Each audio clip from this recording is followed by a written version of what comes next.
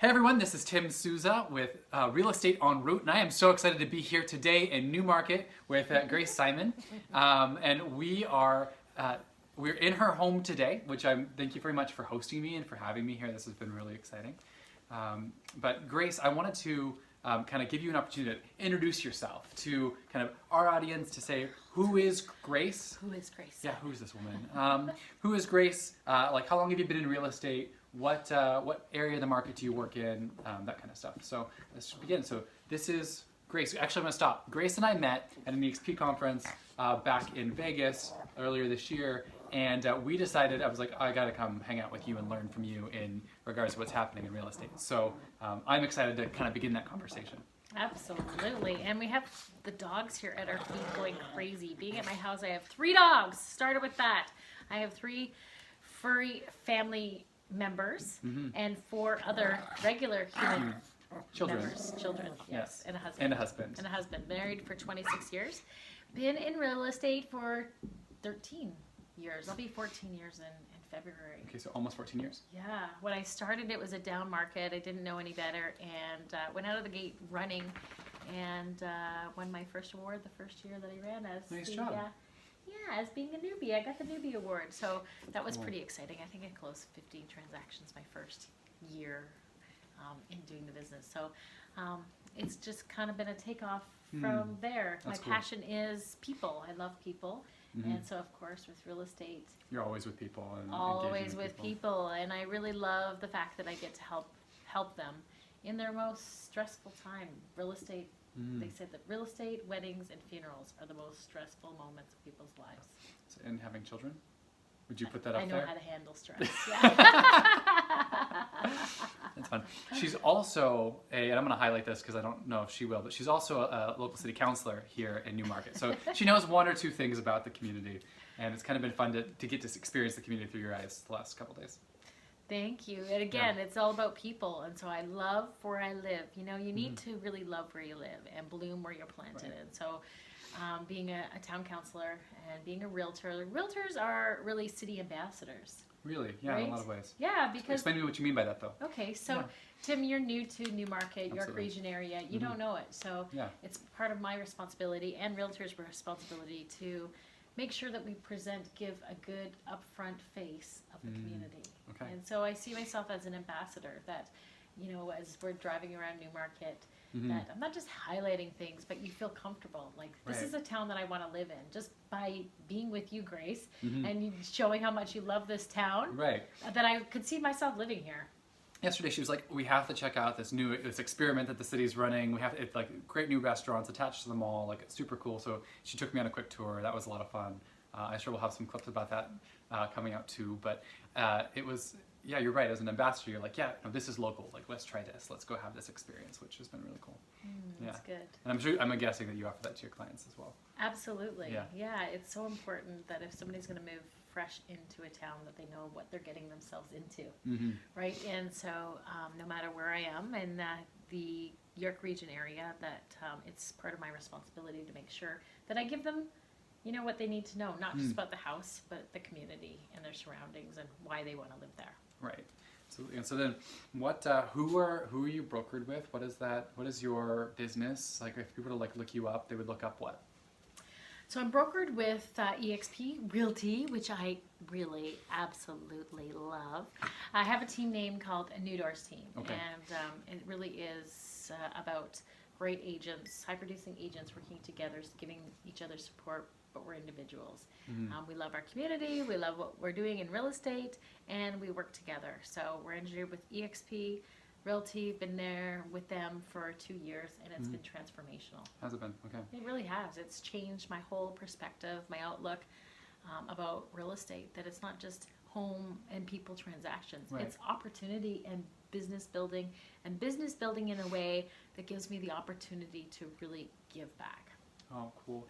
So let's talk about it a little bit, actually. So I know I've got to learn your heart over the last couple of days, and I think it's like really cool where you have a heart of service and to love the community. So what ways do you give back and engage the community? Obviously, there's your city councilor role. So like even with that, like how do you engage your community? Well, you see the need as a counselor. You're meeting with people on a daily basis, weekly basis, monthly basis, and seeing the needs of your community and really trying to serve that. So in my ward, in my area, I've started Newmarket Youth Leadership Program for youth, getting them involved in helping them to create initiatives that are going to draw others like themselves into being transformational and giving back into their community. So it has been such a joy to be able to do that. It's a need. The kids feeling like there's lots of things going on. In town of Newmarket does a fantastic job with their events. But trying to get youth out to them by being adult ran is a little bit of a challenge. So with the youth leadership program, we're able to use them in, just coming up with ideas and how to attract the youth to their events to make them effective. So that's been really, really fun. And I love to support In From the Cold.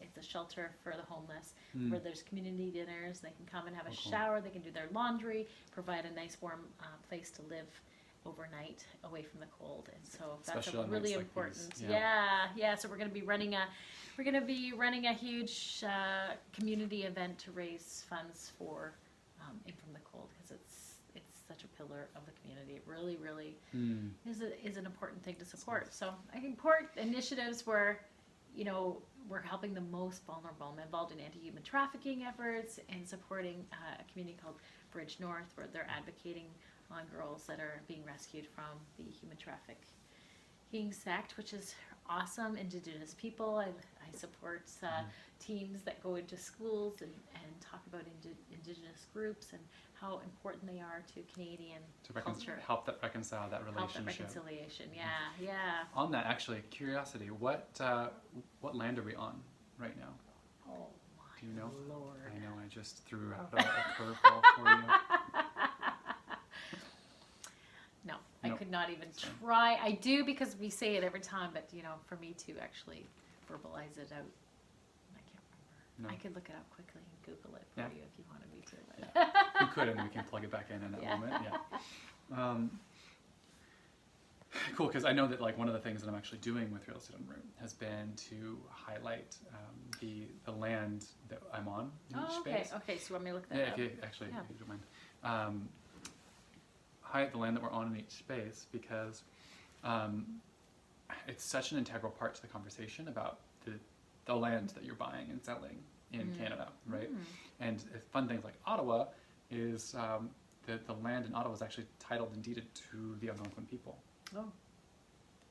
So the city is sitting on title and deed as promised by England to the Algonquins, and they still own it. So what does it mean to buy and sell property in Ottawa then, when you're buying land that is not titled and deeded to the Canadian government?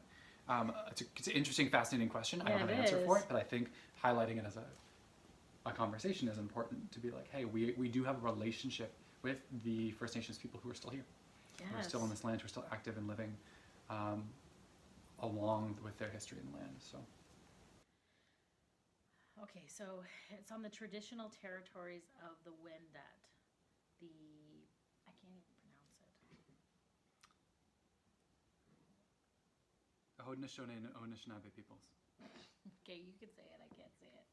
What is it? Haundenosaunee and Anishinabewaki peoples. How do you know how to say that? The Wendat, the Haundenosaunee. Say it. Haundenosaunee. Haundenosaunee. Haundenosaunee. Haundenosaunee. Haundenosaunee. Haundenosaunee. And the Anishinaabe. Anishinaabe. I know how to say it How fast. do you say this so well? Because the Haldimand Tract is on the Haudenosaunee and Anishinaabe so peoples. You know how to say it. And, so same peoples. The town of Newmarket acknowledges that we are situated on the traditional territories of the Wendat, the Haudenosaunee, and Anishinaabe. Haudenosaunee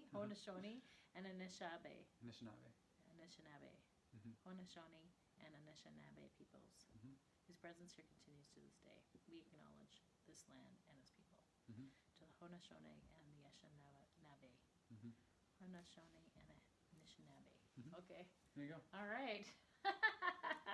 Through practice, I've run lots of events for the years, so that's how. Wow, Haudenosaunee and Anishinaabe peoples. So there's 6 nations. So that's the Six Nations people. This is the Iroquois Confederacy. The Iroquois Confederacy that fought alongside the British in the War of 1812 against the Americans. And so the land was promised to them post-war as like, hey, we lost the land in the States, so this part is yours. That's the history. Oh, of the Haundenosaunee and and Anishinabewaki. Anishinaabe people are members of the Six Nations, so of that group. Awesome. Yeah, there you go. Okay. Fun facts. Well, now, how do you get back into your How we video? get back into this, we'll just jump back into the video. So, what area, so Grace, as you said you've worked in this space, what area do you specialize in from like a real estate perspective? What communities are you kind of known in, and what communities do you know very well? Well, Newmarket, of course, is where I'm born and raised, and I love to pursue the majority of my work in. Okay. But of course, I service Aurora, East Gwillimbury, Georgina, and Bradford, and Innisfil area. Okay. So I'm willing to go beyond, because I love walking in people's journeys. So it's not limited to Newmarket for sure. And there's so many growing and exciting communities that are attached to Newmarket. Cool. And I'd love to learn about the dynamics of those communities in relationship to Newmarket. But first, so you're kind of involved in the community. You're a city councillor. You said you've been in real estate for like 14 years coming up, right? February. That's exciting. Congrats on that. Thank you. Yeah. So my question is, why do you sell real estate? Like, what got you into real estate? What's been like your history of, you could have been anything in the world. Why did you choose to become a realtor? I know. Well, it's in my DNA. My grandmother is a realtor. My aunt's a realtor. My cousins are realtors. And my mom is a master guru at mortgages. She was a branch manager locally forever. So, I got married young, had my kids young. And so in my 30s, I was looking to decide what I should do for the rest of my life. How do I support my family? And so real estate just honestly ended up being the right connection. It was something that I was pursuing. I think young adults, it's really hard to decide, what do I do for the rest of my life? What should I do, right? And so I was in that for quite a while, but my kids were so important. They were still little, that I didn't want a career that was going to take away too much from them, that allowed me to be accessible to them, to take them to their sports and their activities. So you kind of wanted that entrepreneurial lifestyle a little bit, and I control your own needed that. schedule. And, yeah, my kids were definitely my primary care, and I am an entrepreneur. So with real estate, the sky's the limit on what you can earn, but what you can do with the means of it. So it's great. It's exciting. So you did it to be, close to your family and engage in that kind of entrepreneurial lifestyle. So as you've engaged with clients over the years, what has been your favorite interaction with a client? If you're like, man, this is my story. Like, guys, this is why I'm in real estate. These clients are amazing. What's been your favorite interaction with a client? I love getting in the middle of their story, of where they are at in life. And my clients are not they're not clients, they're not customers, they're my friends. They become my family, my friends, and I keep growing a community of people because I just want to invest. I spend so much time with them, I know get to know a lot of personal things about them, and so I just feel like I know too much just to walk away and not talk to them again. So I think that's the greatest thing, is that I get to be, up close and personal with people. So what does it mean to be a part of Grace's client family? What does it mean? That's a good question. What does it mean? I think you'd have to ask them what it means. But, I think the thing is that they know that I'm a friend. So it's not just in real estate. It's whatever in life and as support. And, they need somebody to come alongside of them. And when they do go to move again, of course, I'm the one that they think of and consider. But, yeah. It's a lifelong friend. They have me for life. So you're committed. I like it. I'm committed to them, yeah. That's good. So within this kind of community, where do you see the community developing in the next, 5 years? Because I guess from both, you have a few different hats you can wear. You've watched the community grow over the years living here, but then you're now in a position of helping with some of those decisions. Where do you see, with what you could tell us, or where do you see the community growing in the next 5 years or so? Talking about where Newmarket is headed. Newmarket is so exciting. New York region is so exciting to be a part of, because we're the fastest growing region in all of Canada. So really? Yeah, it's incredible. In Newmarket alone, we have built to our capacity in land-wise. Like Okay, we've built to our borders pretty much. okay. Yeah. So there's not a lot of development that can happen in Newmarket outward. So we definitely have to add population to our city, Right. because it costs a lot of money to Run a city? run a city. So we need people so that our taxes don't continue to Go up. and we need to continue to build services for the community to keep them happy and enjoying their life here. So that's what's going to happen over the next 10, 20 years is there going to be a lot of development along our corridors. So Intensification, just along, the main, mainly along Yonge Street, Newlock, and Davis are going to be our main corridors, connecting with the busing and the train systems, connecting them to our fabulous veins of the city. We have some really great parks and attractions that draw people to Newmarket. Okay. And so, and with that, I think I was hearing a little bit about some of those activities yesterday from the Deputy Mayor. Yeah. I was Assistant Mayor, Deputy Mayor, Tom. He was sharing some of the fun events that you have hosted. What are a couple of events that happen in this community that draw people here? Yeah, we have concerts every week in the summertime. We have concerts every single week, and they're quality musicians. They're sponsored by TD Bank. Okay. And so they pay for. So they're free. They're free. Wow. They're free for people to come and enjoy, and it is absolutely remarkable. Just the interest, the excitement about it, and the support that the community is giving to these events. It's been years building, but now they're like, wow, this is amazing. This is a really cool space. This is why we love living in Newmarket. So they have the concerts, and of course we have festivals that take place throughout the summer and the winter. We have Winterfest. This weekend we have, because we're going into Christmas season, we have a carol event that has a long-standing tradition where the town goes up the main street singing Christmas carols. We go up the street singing Christmas carols, stop along the way, and then we come back down and we light the famous Christmas tree.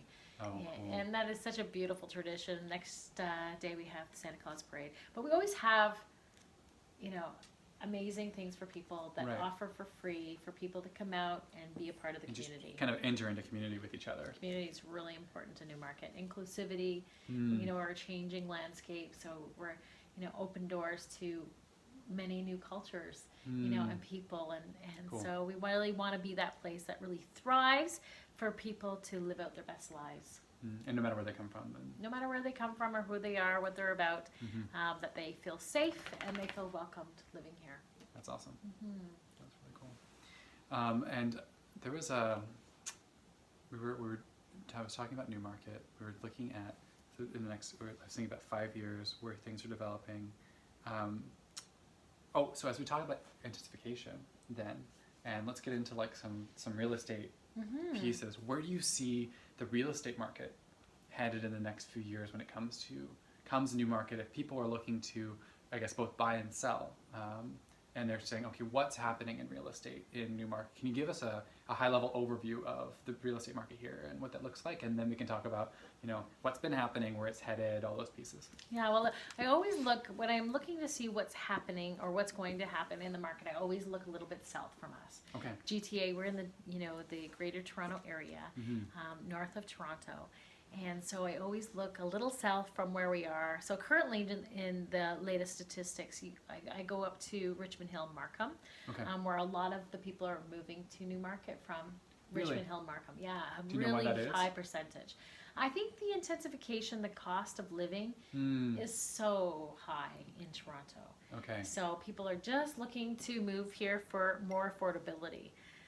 And so you'll quickly see the digression of pricing as you move closer, more north from the south. So what is it like? What's an average? Let's give us some numbers. Average cost of a, 3-bedroom, 1-bath or 2-bath bungalow here versus there. Okay, so the average price of home in detached home in Richmond Hill is $1,075,000. Okay. Okay. Then you go just a little bit north to Aurora. The average price is $995. Really? Yes. And then you just go 10 minutes north to Newmarket, and the average house price is $775. That is much more affordable. a lot more affordable. Yeah, you can see where, and so do you find... And it's only a vast of 25 minutes. It's really not a huge difference. So do you find yourself then having a lot more like first-time home buyers in this community because they can't afford that, or do you find well, the average price is still $755,000, so right. It's too expensive currently for first-time buyers in Newmarket. So a lot of my business, I'm dealing with first-time home buyers this year. I've dealt with a lot with them, and so we're moving to Georgina, Bradford, Innisfil. So I'm doing a lot of my purchasing there north because their average price is $450,000, in those areas. So yeah, I know the answer is if you want a detached home or you want a little bit of land for your kids to play, then the answer is north. But so that's where Newmarket is going to be focusing on affordable housing. Got it. And having condos and towns and semis, different options. It's a priority for the town of Newmarket, and so the realtors will be very happy with that because we need affordable housing, and we won't have to run to the city to put people in condos. It will be such a benefit to the community and for people wanting to live here. And you were talking a little bit about tiny homes too, and like different ways that people are looking to reshape the community, to densify a bit. Yeah, that's just kind of cool. So with this market here in Newmarket, what does when is if you're looking at someone who's looking to sell, when would be a good time to sell? And if you're looking at someone to buy, when is a good time to buy in that cycle? So coming from California, we buy and sell all year, but mainly our height of our season is summer. It's between school season. Even though it's like 45 degrees outside, it is like, that's when people are buying and selling.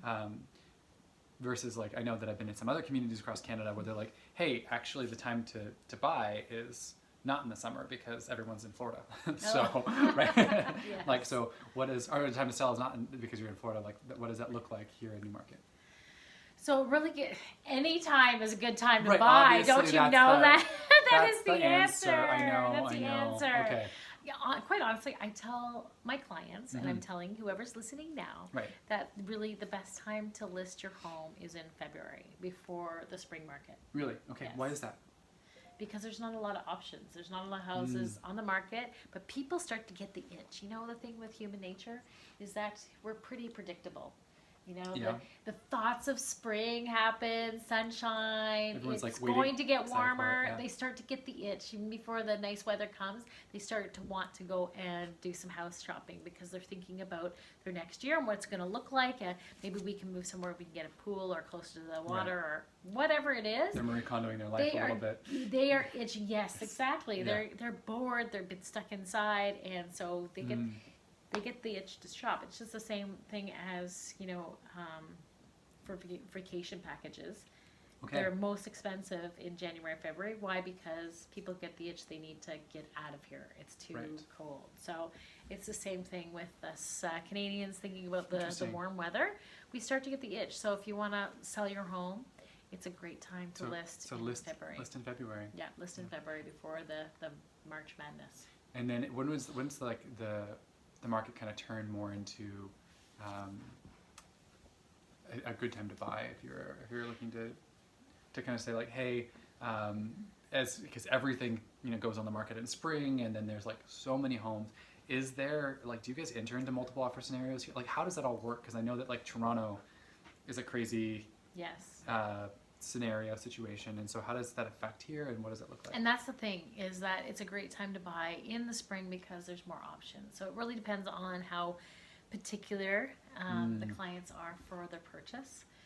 So if they're wanting lots of options and they want to be very particular in what they buy, then of course you want to buy during the time when there's the most listings on the market. But if you're more into, I know the area and I'm going to be open-minded and I'm not stuck to a certain kind of home, then of course December, going into this season now, and January, February is a great time so kind of in winter when it's colder and houses are I mean, I shouldn't say that because February is a great time to list because people get really good money because there's not as much on the market. So I definitely would say though in November, December, when people have had their houses up for quite a while and they're now getting a little anxious and they don't want to wait till the new year for a buyer, now is a great time to buy a house. Cool. Well, and with that, I think this is a fascinating piece of how does the market in Toronto affect your market here, and are you guys in that kind of crazy bubble that Toronto's creating? Are you outside of it because you're just far enough? Like, because you're saying that people are moving from Richmond Hill, they're moving from these other spaces to Newmarket because it's more affordable. Yeah. But does that mean that like you're seeing that kind of crazy market strategy, the pieces where people are doing multiple offers and all that craziness? Is that happening in Newmarket? It had happened to us about 3 did. years ago. Okay, It past did. tense. Okay. Past tense. All right. And so when things slowed down, they slowed down here greatly. But Toronto is back into multiple offers, and we haven't got there yet. But it's more of a balanced market here than it's been the past 8 years. Really? Yeah. Okay. So talk to me about that. Talk to me about like the cycle there, because people might have like be stuck on one of those historical years in the cycle of understanding of the market. Well, it has taken a few years for people to realize that we're not still in the same multiple offer market that we once were. So it's been nice to have that break. Okay. So talk to us about that. Like what has been the market then over the last few years, and where have you seen it? Where have you seen it been versus where it is now? Yeah, so we were seeing houses sell at 110, 120% over list price. Mm-hmm. And now we're at a selling of probably 98 to 99% of sale price. Average days of market is 23 days for Newmarket.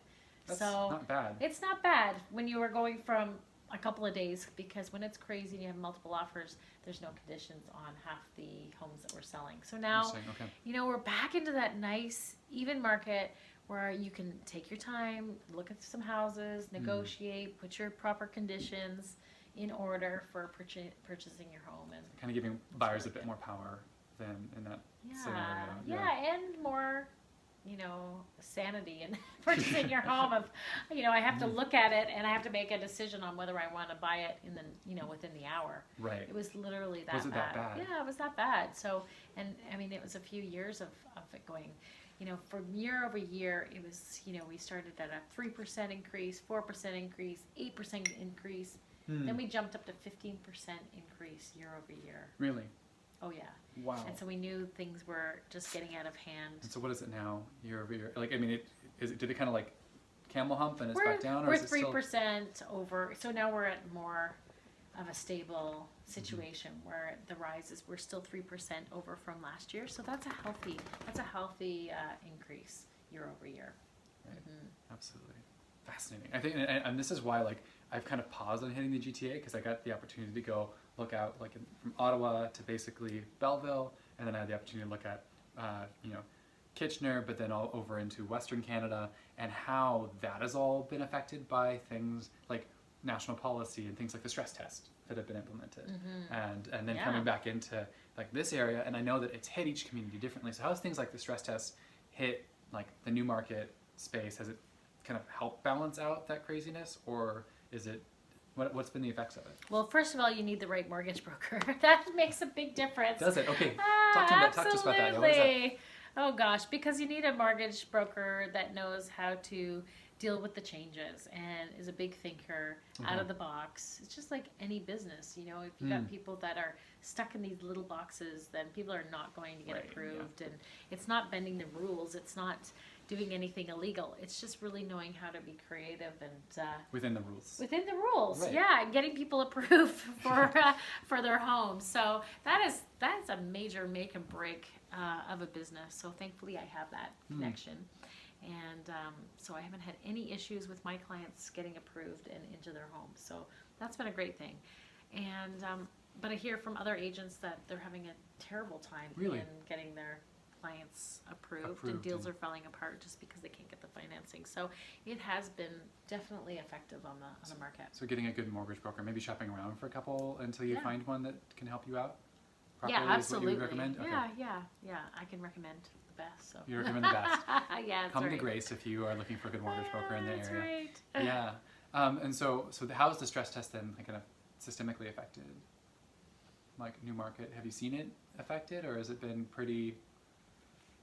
Yeah, no, I wouldn't say that now. I mean, at the beginning, it was a combination of a few things because of our international market had slowed down, and that's what was driving our prices up. Okay. So that had changed. The stress test, of course, changed and really drove down our buyer market. But like I said, we're in a now healthy, stable, even market. So where do you see it headed then in the next 6 months?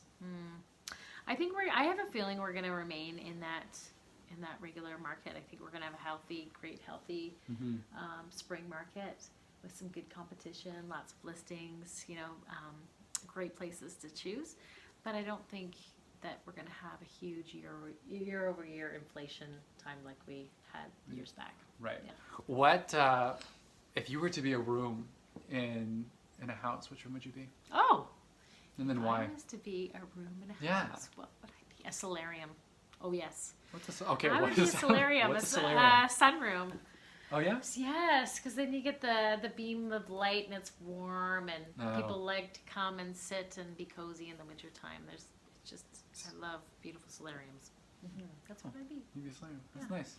I love that. There you go. I've never learned a new word. Word of the day is solarium, and what it means is sunroom. Okay. It's because I'm looking outside and it's snow covered everywhere. So if I could be outside without feeling the cold, Then you do the that. room that I'd have. Yeah. Yeah, absolutely.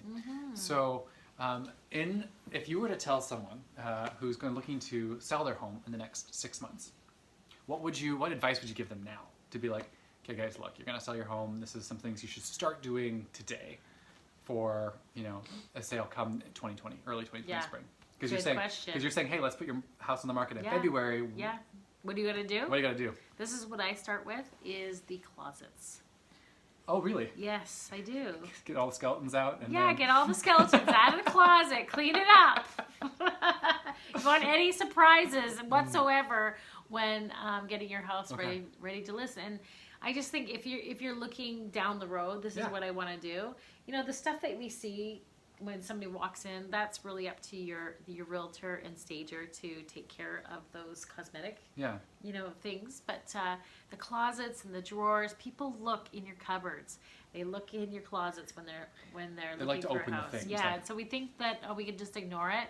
So if you have a little bit of time, start organizing. Go down into your storage room and get rid of the things that you should have gotten rid of in the first move, the boxes that you haven't opened in 10, 20 years. Yeah. Don't even look in them because you don't need them. You don't need what's in them. So I would start decluttering, minimizing, going through, sorting through stuff. How many question? How many fridges have you seen opened in your time doing open houses? How many people have you just walk in and see people open the fridge and of open course, people's yeah, fridges? every time. Every time. Yeah. I find it hysterical. I actually want Really? to start doing a fridge count. Yeah, I think I should put a camera there and just count the number of faces that open a fridge during open house, because people try to picture themselves. Yeah. In the space, right? And they're just they want to see the fridge. They want to see the fridge. Yes. They're there to buy the house, but they want to see the fridge. Yes. Yeah, they're the wrong store. They want to see the fridge. They want to see the garage. They want to see those spaces that they use every single day. They're buying the appliances, so you want to see what you're buying. So start there. And so what would be the next step? So do that piece and then... Okay, so then we'll talk about renovations, upgrades. I always say put $10,000 aside for simple upgrades in a home in preparing your house. So what would be a short list of those kinds of things? So that would be painting, trim, walls, and doors. Okay. It really brightens up your space. Old carpeting, get rid of the old carpeting and put in some modern look to freshen up your space, whether it's as simple as replacing it with a nice Berber. It's not very expensive, but it makes all the difference for people coming in and looking at your home. To an upgraded vinyl flooring or to a beautiful hardwood, it makes all the difference in the world. Bathrooms, kitchens, again, paint and simple upgrades like countertops and faucets and lighting. All what can that do to a home? If you're okay, Grace, you're saying put aside $10K. What would that get me for putting aside $10K? Does that in this market space? Does that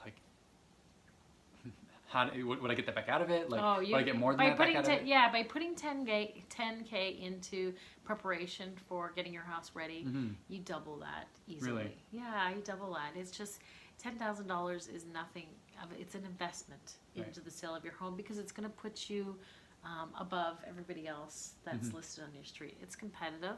You don't want your house on the market a long time, and so you would just want to put in forward your best efforts in making it a showstopper. So I always say when I list a home, I'm like, your house no longer belongs to you. It belongs to me.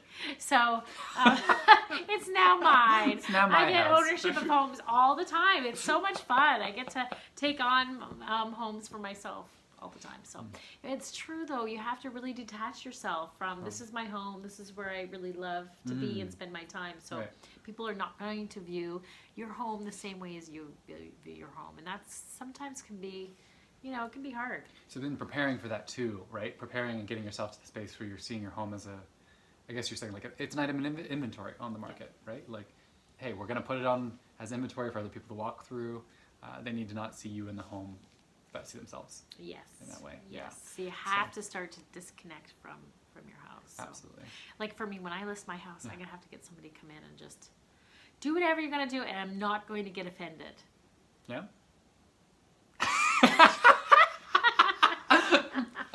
Yeah, I probably will get offended. What do you mean? What do you mean you don't like this? What do you mean? What's wrong with my curtains? What's wrong with it? Because you're in that space every single day, and it's part of who you are, right? So I'm going to get offended, and that's the whole part of it's hard to list your house, especially if you love your home. So there's the financial piece of it. There's also the emotional piece of it in that space. And preparing. So it's really good when you think about, if you can do it a few months ahead of time to get yourself ready, then it's a great idea. Other than that, if you decide overnight you find a house that you love and you got to put your house on the market really quick, then you have to cut the ties immediately and give me the keys. Thank you. Yeah. We're going to get your house sold. Might be scary. Might be a little scary, but trust me, it's going to get done. But trust me, I'll just take your keys. Yeah. Just trust me. Give you your keys. Give me No, your really. keys. Give you your keys. Yeah, she'll take them. That's funny. So how about buyers? Buyers in the next 6 months, if you're going to start looking to like, hey, I want to move. So like, say they're moving into the area, or maybe they're going to sell then buy. Like, what would you recommend to those groups of people? Okay, so working with buyers, I love working with buyers in the fact that there's a whole psychology working with buyers. Talk to me about it. I love, you have to spend time with people, so it's not just a matter of filling out a survey. What's your wish list, which is very important to get their wish list, but I know that it's only a temporary list, and I always say where you begin is not necessarily where you end. Okay, why is that? Because people don't really know what they want a lot of times, and that's part of one of my value propositions, that I have a really good discerning ear when I've spent time with some people to really understand what they're really looking for. But Grace, I know what I want. I want a house with like a basement that I can have a theater in, and host people in, and be 3 bedrooms. 3 bedrooms, and on the water too. Obviously, and with some bush behind. Oh, awesome! Yeah. A long driveway. How many cars do you want to fit on there? 5 cars. Okay, and so what's your budget? I'd love it for about $500. Oh, that's so good. Do you like snow? How far north are we talking? Yeah, exactly. How far north are we talking for $500,000? Well, actually, I have some really amazing agents that can help you out in some different cities that you may have not considered. But I wanted it to be in Toronto. You want it to be in Toronto? Yeah. Well, then we may be looking at some of the shelters if they offer some resources. I'm just kidding. No. Oh, so mean. So mean. It's okay. But it is. It's a process. Right. What you desire, what you can afford, what is realistic, and I'm gentle about that. We're joking and making fun, of course, but it is a process. But I always tell them, it's a process, and stick in there with me, and we'll get you there as slow or as fast as you desire. So what are some of the pieces that you find people have higher expectations, that if you were to kind of look at an audience of potential buyers and be like, guys, to understand this market, here's some like parameters you need to understand to engage in like the Newmarket space, versus like if they're coming from Toronto, or say they're coming from out west and they're kind of coming out here, what are some expectations that you kind of could frame for them for Newmarket? Yeah, so they'll see that when they get when they ask me or tell me about some listings that they want to see, and they see that there's not too many listings coming into their daily search because nothing's getting picked up, so you have to have another conversation. They'll say, "Why am I not getting any listings sent to me?" Well, there's not much in the bracket that you gave me, so we need to look a little bit further. So like, what does it mean to broaden that? Yeah, exactly. And so it's, we'll go out a couple of times and they'll see what they can get for a certain price and certain location, and then I just offer them different areas and different opportunities, and yeah. So it's kind of like, it works well. That was work well. Okay. So and talk to me about how Newmarket interacts with the communities around it. So like, you've got Newmarket, but you've mentioned like Innisfil and Bradford and a few others. Like, how do those communities interact, and what does it mean to like, what's the difference between living here and living there, on a broad stroke, because I know nothing about the region. Okay, that's a good question. Well, for Innisfil area, a lot of young families that have a desire to have a bigger backyard, safer neighborhoods, not as busy, then they'll tend to go to Innisfil because it's affordable. So they can get a really nice home, 2,500 square foot home, between 2,500 square foot home, for 500,000. So which here would be, here a townhouse is 650,000.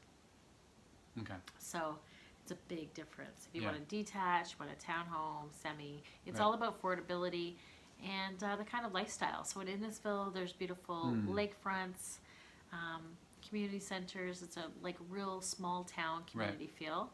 And so if you're looking for that for lifestyle, then people that's what you need. Yeah. And so Innisfil, Bradford, is it any Bradford different? Similar? is expanding tremendously. Okay. It's a beautiful bedroom community that is just exploding with development and retail, commercial, services. So they have a beautiful community center, great schools. They offer French immersion, Catholic, and regular public school, and it's a small town, but it's an expanding town. Okay. And culturally, they've been Portuguese, Italian. Kind of like traditionally. Yeah, traditionally they have. That's what's been there. But of course, it's being broadened with all the new development coming in, people moving, because it's very close to Highway 400. So it's such an accessible town. Community. Yeah, it is, and they have the GO train there as well. So it's a great option for people. And there's GO train from here as well, so you can commute downtown relatively easy. And they have trains all day, every day. So. That's nice. So, well, how long is that train ride from like Newmarket to? From Newmarket, it's about 40 minutes. That's not bad. No, to right downtown. It's right downtown, yeah. And so can you just drive in, park, and ride? That's right. Yeah, cool. Yeah. That's awesome. And so with actually, I'm gonna pause real quick. Stop. And I should mention that Newmarket is one of the top towns for smart communities. Okay, talk to me. What does that mean? Yeah, so we have the town of Newmarket has their own Wi-Fi broadband company called Envy. So they've partnered with a broadband company. Okay. So it's attracting businesses to town. We want to attract as many new businesses, local businesses as we can, and so this was an option to be able to afford and attract businesses to our community by offering this high-speed broadband, which is really amazing. Yeah. And so it's a partnership. So does the municipality own that, or is they owns a portion of it? Yeah. Owns a portion of it. Okay. Yeah. Cool. And is that pushing forward like a 5G? Is that what it's called? Coming up. 5G's coming out. Is that partnering with that at all? Do you know? I'm not very good about the G's, but we also have 6 new electric buses. Okay. We have a new electric bus production company coming and making Newmarket their home. So we're not only getting 6 electric buses, they're actually being made here in Newmarket as well. So that is. So what other industry? So you're going to help transform then Ontario in electric bus. That's production. right. That's cool. Trying to move towards a smart city, so you can get Wi-Fi in the local parks and the streets, and That's awesome. connecting the communities, connecting the people, and So is Newmarket kind of more of just a bedroom community for Toronto, or is there a number of industries like your electric buses that It have is moved in meant here. for, but we have a lot of manufacturers.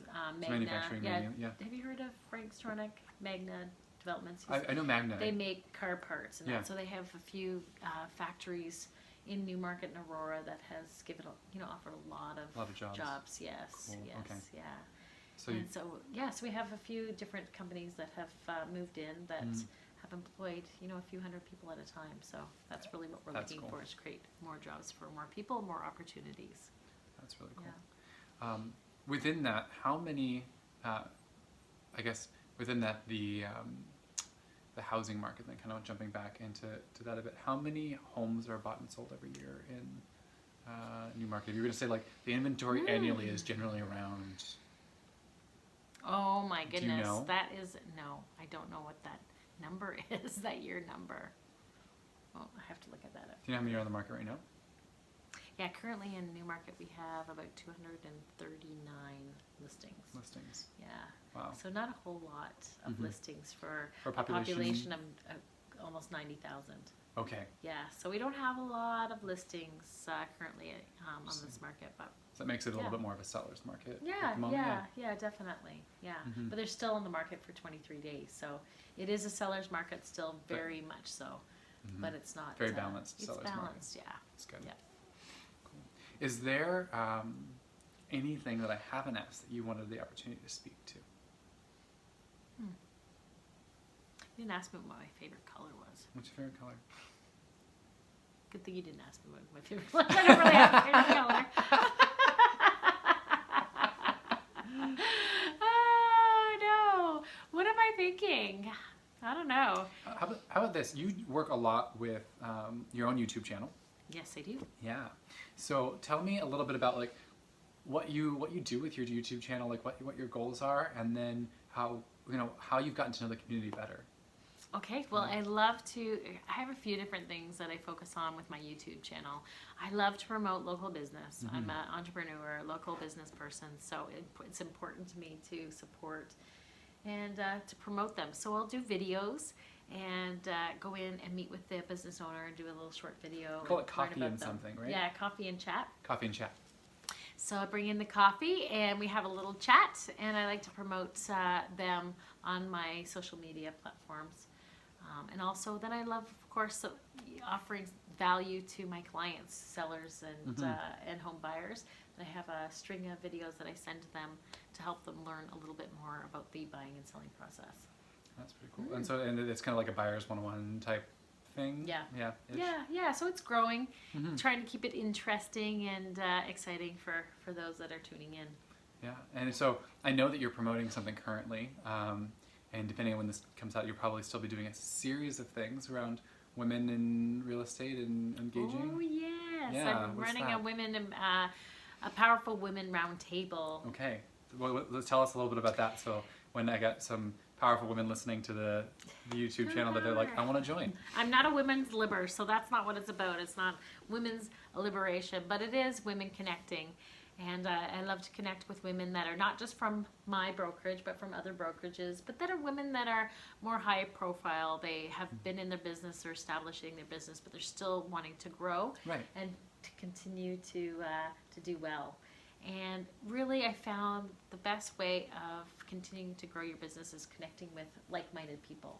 So I run masterminds, and so I thought about running a mastermind with realtors like myself, who love their business, love people, and love to give back. And so we're going to meet once a month and talk about the growing industry, the changing industry, because this industry is changing so much, that hopefully we can collaborate and create some great synergy and ideas for what's ahead.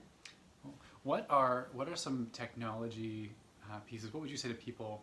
Because we say industry's changing, so my brain instantly goes to technology. So correct me if there's other ways in which you see it changing. But what are some things that you would say to people who are looking at realtors and saying, realtors are becoming old-fashioned. They're just an advanced search algorithm and a professional door opener. What would you say to someone who has that kind of opinion about what it means to engage with a real estate agent? Yeah, you know what? You have to be on the breaking edge of technology to survive in real estate. And it can be tricky at times of keeping up with all the changes that are going on. But I'd say, having an online platform and really being willing to be out of the box with your ideas, how you promote. It always is about your client first, not about you. And so coming up with ideas of how to best promote and present your client's property is so very important. So like, what's the difference though between engaging, like, what if I just fill out one of those online algorithm things that pumps me out houses versus engaging with a realtor? Well, you're not really having somebody work for you. You're just allowing the system to shoot you off some loose listings. So you want to make sure that you have an agent that is investing in you and what you're looking for and engaging in real conversation in real time. And I mean, a lot of people like to communicate with text and email on most cases rather than phone, which is okay because we have a busy life. But it's really important to build a relationship with a realtor so that they can have a real understanding of what they're looking for. So when you're filling out those forms, it's really great, but you want to make sure that you have an agent that's willing to reach out to you directly and speak to what it is that you're needing help with. If I was to interview agents in Newmarket, what would be some questions that I should be asking them to like kind of make sure that they're active and they're as real as they say they are? Yeah, interviewing realtors is really important. So how many transactions do they do a year? There's a little bit of a if they belong to a team and they say they sell so many houses, but they're really using their team's numbers rather than the independent. So you want to know your independent numbers of the realtor. How long have they lived in the area? Do they live in the area? Right? Because with technology, you could be filling in a form from an agent from God knows where, and they're making the effort to come and service you because not just because they're nice, but because they really are needing the business. So you really want to work with an agent that is established, that's not so desperate that they're from the area, they live in the area, they know the area. So make sure that you find out that. Ask for reviews, ask for people that have used their services. Those are really, really important things to ask. Yeah, and so if I was to sit down and have three, what would be your top question? Yeah. So how many transactions do you do in a calendar year? How many transactions do you do in a calendar year, guys? How many?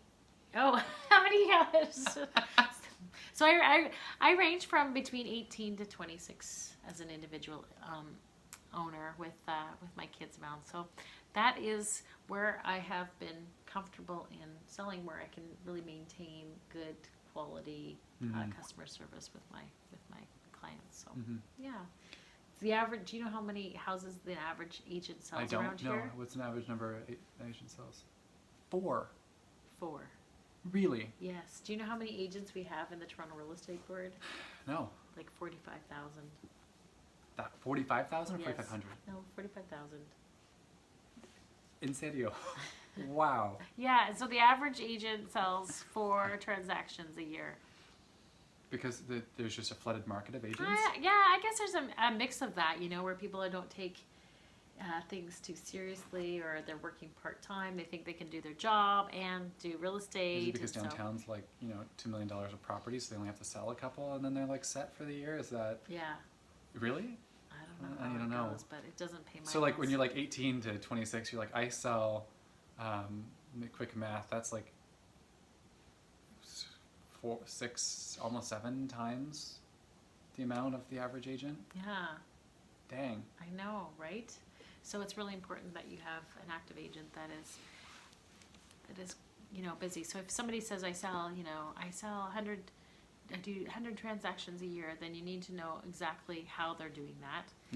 What kind of teams they have, people servicing, and so then it takes on a whole nother thing. So trusting those numbers, they want to impress, saying I do this so many numbers.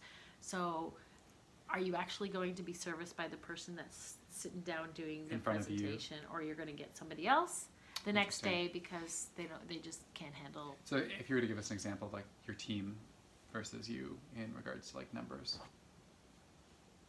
My team versus me? What do you mean? Yeah, like you were just saying, like if you were to say, hey, if you were to present your team's numbers, like oh yes, yeah. Then you versus definitely want to do your own numbers. Yeah. So like if you were to say, so the next door, is that first? What's your New Doors? New Door.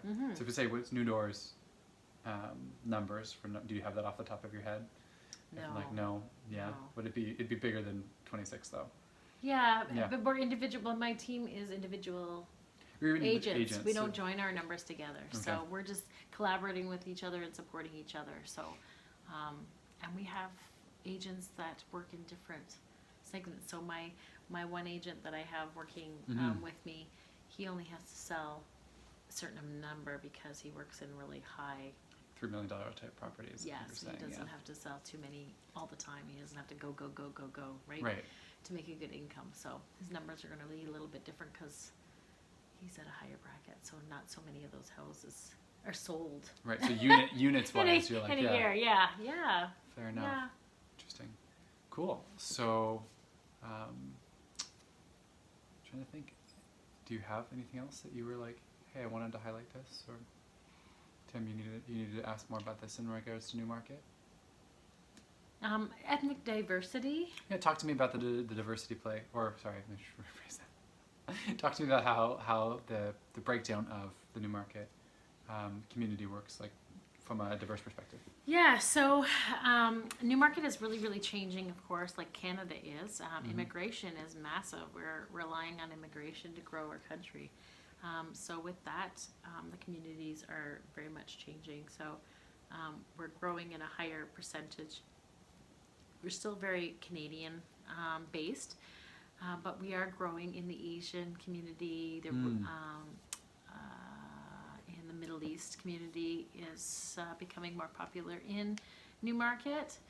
So there's a real diversity that has been taking place over the past few years, where it's been traditionally majority of white Canadians here. So now we're getting a wonderful, wonderful mix of different cultures coming to Newmarket. That's cool. And what has that done, I guess, for like everything from culture to food to festivals to things? It's making it nice and colorful, nice and fun. We have lots of we have cultural events and festivities, and inclusivity is a huge word that's being used in Newmarket. Because we just really do want people to feel included and love where they're living and embracing the different cultures. So we're definitely focused on creating that space that the different communities can come together and share. We have a Chinese Lunar celebration. Cool. Yeah, at the mall. It's massive. So it's a couple day event where they come to the mall and demonstrate different traditions that they have in the Asian communities, the different foods, the dances, calligraphy, artistry. Oh, that's awesome. Yeah, it's so fantastic. So things like that are happening and growing in Newmarket's landscape. Awesome.